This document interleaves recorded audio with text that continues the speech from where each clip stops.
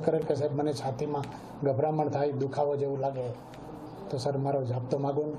એટલે એને સેજ પરસેવો વરેલો જોતા આપણે ગંભીરતા સમજી પોલીસ જાપ્તો ન માગીને તાત્કાલિક સારવાર મળે તે હેતુથી જેલના કર્મચારી હાજર સ્ટાફમાં સુબેદાર કક્ષાના જેલ જાપ્તા સાથે જેલના વાહનમાં એને વધુ સારવાર માટે સિવિલ હોસ્પિટલ મોકલી આપેલા હતા, જ્યાંથી આશરે 18-25 કલાકે ટેલિફોનિક વર્ધીથી અમને સુબેદારે જાણ કરેલ કે ડૉક્ટર ફરજ પરના ડૉક્ટર બેને મજકૂર આરોપીને મરણ ગયેલા જાહેર કરેલ છે. ડુપ્લિકેટ કચેરી કૌભાંડના આરોપી હતા. દાહોદ ખાતેના પણ એના પર કેસ હતો અને અત્રે છોટાઉદેપુર પોલીસ સ્ટેશનના પણ એ જ કેસ હતો.